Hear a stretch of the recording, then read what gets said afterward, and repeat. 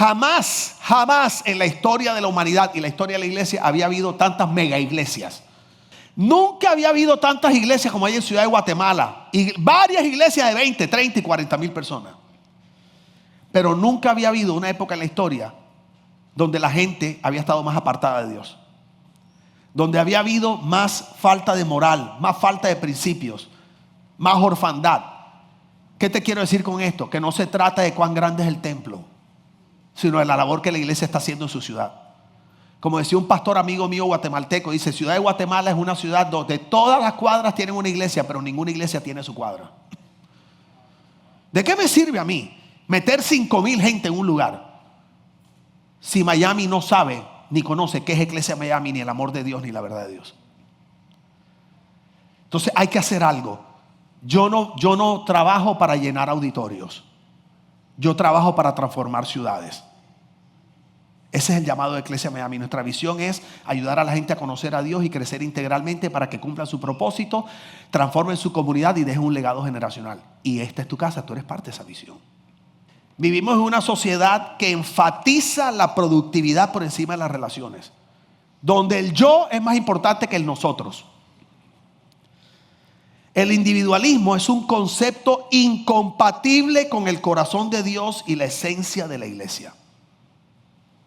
Lo que pasa es que ahora vemos la iglesia y la hemos metido en la misma casilla de cómo se maneja la sociedad. Entonces la gente llega a la iglesia como si fuera un restaurante, a ver qué hay para mí.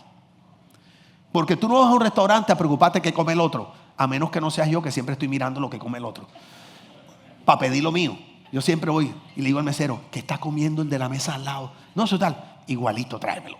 ¿Ok? Pero la realidad es que no estoy preocupado por lo que come el otro. Yo voy a un restaurante a satisfacer mi hambre. Yo voy al cine a satisfacer mi deseo de divertirme. Pues hoy la iglesia se ha vuelto: yo voy a la iglesia porque yo quiero. Entonces vemos la iglesia como otra situación de consumo. Porque vivimos una sociedad individualista que le da más importancia al yo que al nosotros. Eso es contrario al corazón de Dios. Eso es contrario a la esencia de la iglesia. La iglesia no es individualista. El individualismo es opuesto al ADN de la iglesia. Mira cómo dice 1 Corintios 12:12, dice Pablo: la iglesia de Cristo es como el cuerpo humano. Está compuesto de distintas partes, pero es un solo cuerpo. ¿La iglesia es qué? Aunque tiene distintas ¿qué? Es un solo. Y dice: pero Dios puso cada parte del cuerpo en donde quiso ponerla. De pronto estás molesto porque eres rodilla. Las rodillas no son muy lindas. O eres codo, que es peor. O juanete. Nadie dice: qué bello juanete, Dios mío.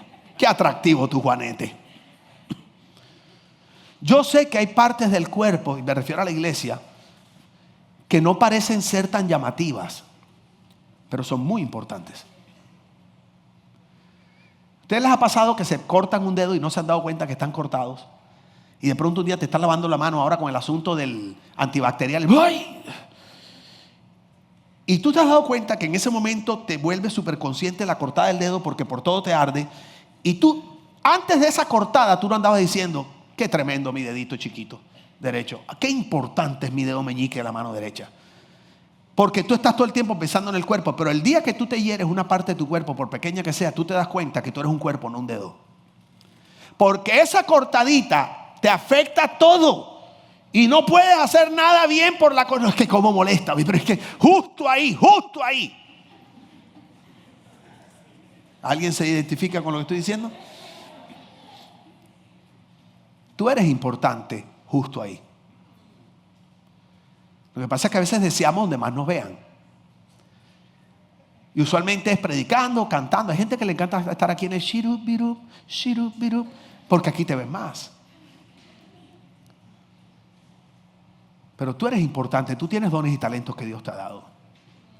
Lo importante es entender que somos un cuerpo. Dice: pero Dios puso cada parte del cuerpo en donde quiso ponerla. Una sola parte del cuerpo no es todo el cuerpo. Si ven, yo no soy todo el cuerpo.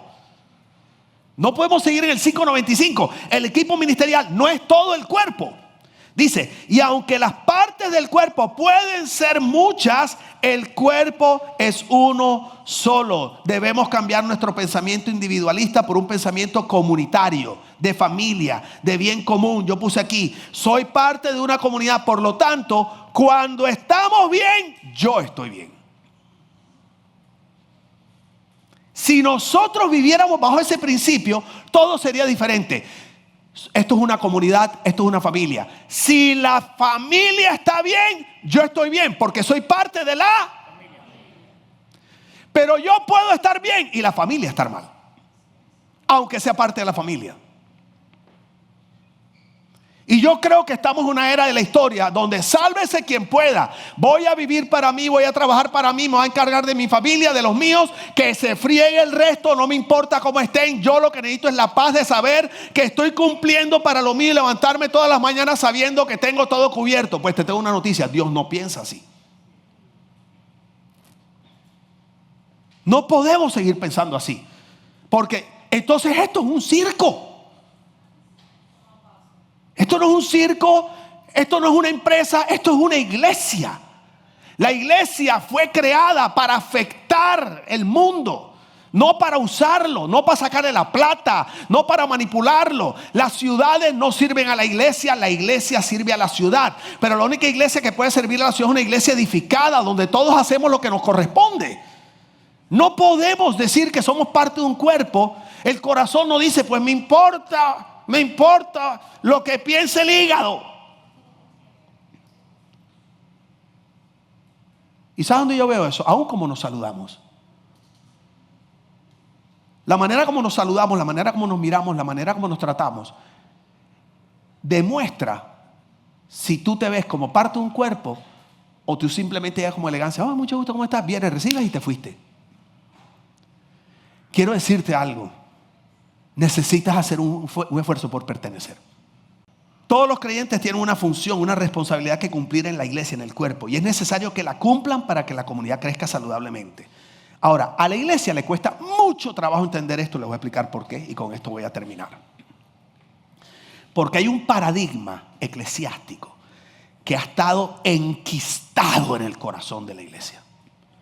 Es como un cáncer que ha estado ahí y nos tiene estancada a la iglesia cristiana y a la gente en su desarrollo. Y es el paradigma de que la iglesia está compuesta por dos grupos. Un grupo de sacerdotes y otro grupo que es el pueblo. ¿Cuál es el primer grupo? Sacerdotes, ya lo voy a explicar. ¿Y el otro grupo cuál es? Entonces cuando hablamos del 595, ¿el 5 quiénes son? ¿Y el 95? Pueblo. ¿Y por qué creen que lo puse aquí arriba? Porque eso es lo que se creen los sacerdotes. Dioses.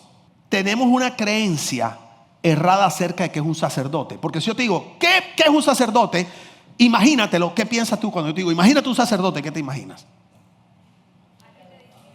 ¿Un qué? Alguien diga, pero si yo te digo, sacerdote, ¿qué imagen te viene? ¿Qué foto? Un cura. Un monje, sotana. ¿Sí o no? O sea, pensamos en un religioso, de la religión que sea, porque el sacerdote no solamente tiene que ser católico, digo nuestro concepto, pero pensamos en alguien que tiene una posición de autoridad espiritual en cualquiera que sea la creencia. ¿Estamos de acuerdo? ¿De dónde viene esta creencia? ¿Están listos para aprender? Esta creencia viene de un pacto que Dios hizo con su pueblo Israel cuando salieron de Egipto. Y cuando van caminando por el desierto, Dios detiene a Israel y le habla a Moisés y le dice lo siguiente. Ahora bien, dice Dios, si me obedecen y cumplen mi pacto, ustedes serán mi tesoro especial entre todas las naciones de la tierra. Está hablando Israel. Porque toda la tierra me pertenece. Ustedes serán mi reino de sacerdotes. Diga, reino de sacerdotes.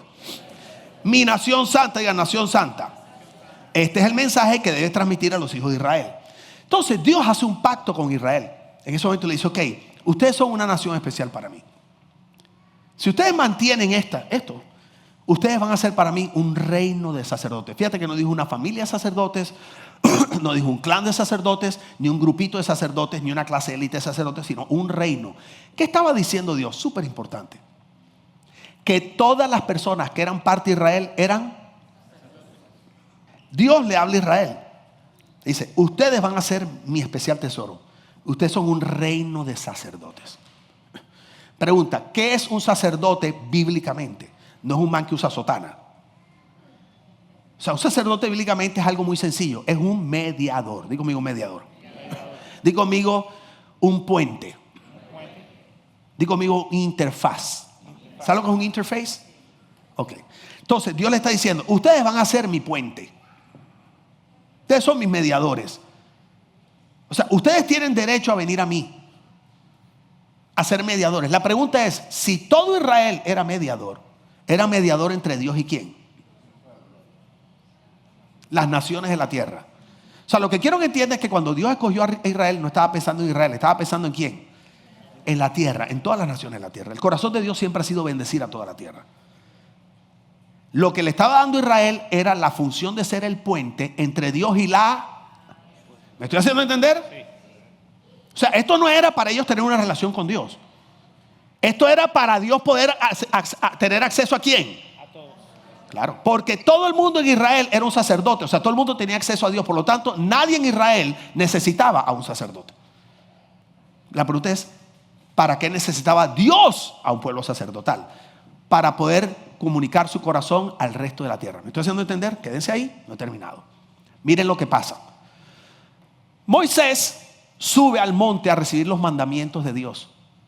Y en ese momento que Moisés sube al monte a recibir los mandamientos de Dios, Israel, que llevaba generaciones en Egipto adorando al faraón, Israel no sabía cómo seguir a un Dios que no se veía. Faraón les había hecho creer que él era el Dios. Y al ser humano siempre le ha sido más fácil adorar a un Dios que ve que a uno que no ve. Por eso adoramos pastores y curas. Y en el momento que Moisés, porque ellos reemplazaron a Faraón por Moisés. Cuando Moisés sube y se quedan sin nadie, ellos dicen, necesitamos algo que se ve, un ídolo. Y entre ellos construyen un becerro de oro. ¿Conocen la historia? Y empiezan a adorar el becerro. Entonces Dios le habla a Moisés y le dice, desciende porque tu pueblo, mis sacerdotes, se han corrompido porque están usando su sacerdocio para adorar un ídolo en vez de usarlo para adorarme a mí. ¿Me estoy haciendo entender? Entonces Moisés baja, se va donde el pueblo y levanta la espada y dice, todos los que estén a favor de Dios, vengan a mí. Lo que está diciendo es, todos los que se arrepientan de haber sido idólatras, de haber adorado un becerro, vengan a mí. Y de las 12 tribus, que aquí nada más hay 5 porque estamos escasos de tribus, ¿ok? De las 12 tribus, ustedes váyanse para allá. Bueno, mejor dicho, vayan, siéntese y quédate tú nomás aquí arriba. Siéntese todos los demás. Solo una tribu vino a donde Moisés. ¿Saben qué tribu era? La tribu de Leví. O sea, de 12 tribus, 11 no vinieron. Y una vino y dijo, estamos arrepentidos, vienen donde Dios. En ese momento Dios cambia y dice, ok, a partir de hoy, ya no todo Israel es sacerdote, solo los... Y el resto, aunque son de Israel, pasan a la misma condición de las naciones de la tierra. O sea, ya ellos no pueden venir delante de mí. Ellos, para venir delante de mí, tienen que venir a través de Leví, porque ahora Leví es la única tribu sacerdotal que hay. ¿Me estoy haciendo entender? ¿Qué pasa? Que acuérdense que el corazón de Dios era por toda la tierra. Pero al suceder esto, Leví se enfocó en las otras 11 tribus. Esta separación que vemos hoy de un grupo sacerdotal, élite especial, y todo el mundo que es pueblo, viene de ese momento. Este sistema lo hemos importado hasta la iglesia de hoy. Porque en el siglo IV, cuando llegó el emperador Constantino, que fue el que se convirtió a cristiano supuestamente, Constantino mezcló varias cosas. Mezcló el judaísmo con su clase sacerdotal y el pueblo. Lo mezcló con el paganismo griego. Y lo mezcló con el teatro grecorromano. ¿Cómo así? Les tengo una foto. ¿Tienen la foto ahí, Eli? Ok. Este es el teatro grecorromano. ¿Se les parece algo? ¿A qué se les parece? A una iglesia. Una iglesia, ahí está. Mira, ahí está Jeff. Está allá donde está el arbolito aquel. El coliflor aquel. Entonces, este era el teatro griego. El teatro griego era un espectáculo. Ya conmigo un espectáculo. ¿Sí ves? Y todo el espectáculo sucedía en el altar. El teatro griego nació para adorar al dios Dionisio. Y era un teatro que hacían en torno a un altar para adorar al dios Dionisio. Y ahí había músicos, y los músicos estaban ahí abajo, y los músicos se les llamaba orquesta, como la de la iglesia. Esta configuración que ven aquí, y en el 99.9% de las iglesias de la tierra, la mezcló con paganismo, la mezcló con cristianismo, y de ahí salió el catolicismo, por si no sabían. Entonces el catolicismo, Constantino agarró y armó grandes catedrales, solo que les puso techo, porque estos eran anfiteatros. Les puso techo y les puso una cruz arriba, queriendo decir, ese es el templo cristiano donde se debe adorar de ahora en adelante.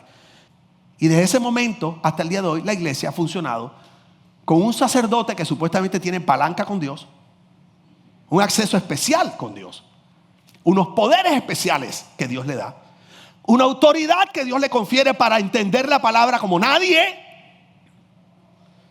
Porque qué peligro si los demás la entienden, porque ¿cómo los manipulo entonces? No estoy hablando del catolicismo. Porque quítale la palabra sacerdote y ponle pastor. Entonces los cristianos agarramos los ministerios, apóstol, profeta, evangelista, le pusimos categorías, pero siempre fortaleciendo la idea de que hay unos que somos la élite y otros que tienen que hacer todo lo que nosotros digamos. ¿Cuál fue el pacto que Dios hizo con Israel en el desierto? ¿Serán un qué? Un reino de sacerdotes. ¿Qué significaba? Que todos eran qué. O sea que para ser sacerdotes simplemente tenían que ser parte de qué. De Israel. Pero ahora Dios este pacto lo restaura, pero no con Israel, sino con ¿quién? Con la iglesia. Porque la Biblia dice que la iglesia es el Israel espiritual de Dios. El mismo pacto que Dios hizo con Israel lo hace ahora con la iglesia. Y dice que a través de la muerte y resurrección de Cristo, ahora Él, Jesús, con su muerte y resurrección, ha hecho de nosotros un reino de sacerdotes. ¿Qué quiere decir eso? Que todo el que sea parte de la iglesia es ¿qué? Hay que quitarle la sotana al sacerdocio. Hay que quitarle la bata y el incienso, y entender que la iglesia es un reino sacerdotal. Toda la iglesia es mediadora entre Dios y los que no lo conocen. No mediadora para control, no mediadora para mantenerlo ahí, mediadora para dar a conocer los planes, el amor de Dios y su verdad a los que no lo conocen, para que algún día esa persona no necesite de una mediadora como la iglesia y pueda venir también delante de Dios como un hijo.